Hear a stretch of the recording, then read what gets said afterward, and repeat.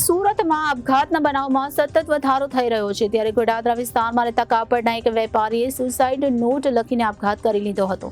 વેપારીએ સુસાઇડ નોટમાં લખ્યું કે એજન્ટ દ્વારા વધારે વ્યાજવાળી લોન લઈ લેવામાં આવી હતી.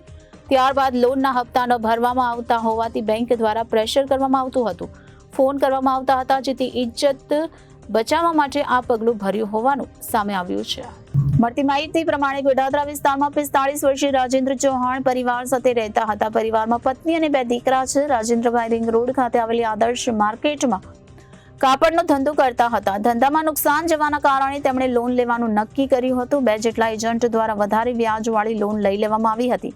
હપ્તા ચૂકતે થઈ રહ્યા ન હતા અને બેંક દ્વારા પ્રેશર કરવામાં આવ્યું હતું.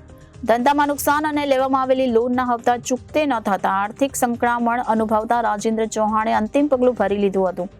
રાજેન્દ્ર ચૌહાણ અનાજમાં નાખવાની દવા પીને આપઘાત કરી લીધો હતો. ત્યારબાદ તેમને હોસ્પિટલ ખસેડવામાં આવ્યા હતા. આ મામલે પોલીસ દ્વારા વધુ તપાસ કરવામાં આવી રહી છે.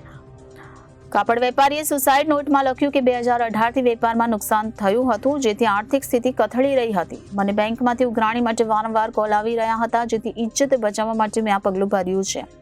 IIFL માંથી લોન મેં નહીં, પરંતુ કલ્પેશ સોનીએ કહ્યા વગર વધુ રેટ સાથે લોન લીધી હતી.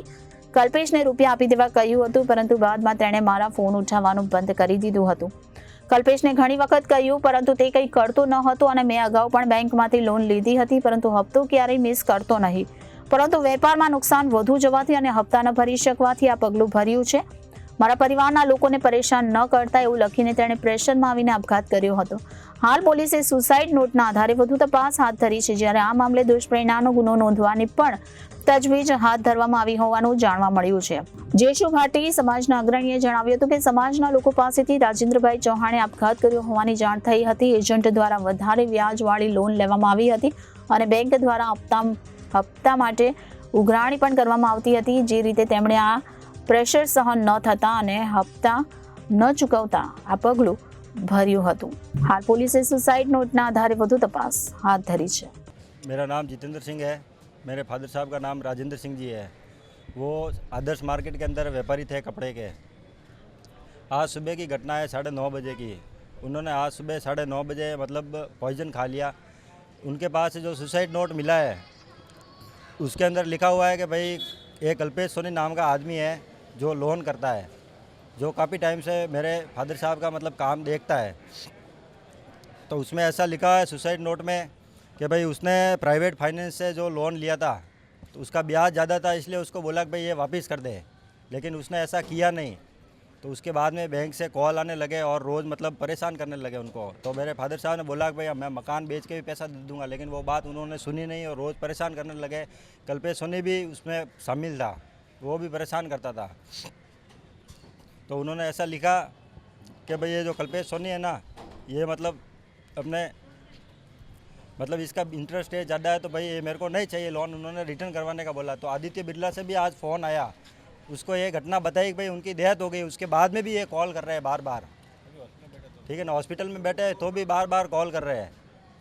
अभी आपके साक्ष्य में भी कौन है? सोनी कौन है और कितने का लोन लिया है और उसने कैसे आपके साथ फ्रॉड किया, क्या किया?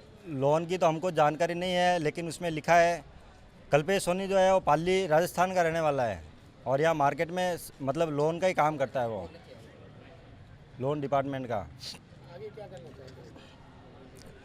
सरकार से चाहते हैं कि भाई इसकी निष्पक्ष जांच हो और न्याय की उम्मीद रखते हैं. कितने बैंक वाले का फोन आ रहे हैं?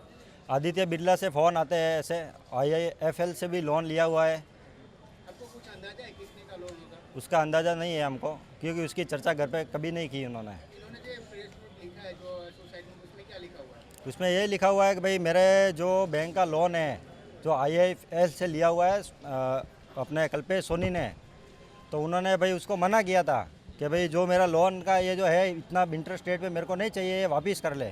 लेकिन उसने ऐसा नहीं किया. ये जो कल्पेश सोनी है लोन लिया तब आपके पापा को बताया था कि उसकी लोन लेना है नहीं लेना है? वो काफ़ी टाइम से मतलब बताया नहीं उसने. मतलब वो उनका काम वही देखता था, मतलब लोन वगैरह का ऐसा. क्यों मैं पर्सनली उसको जानता हूँ, जब मैं भी मार्केट जाता था ना तब से उसको जानता हूँ.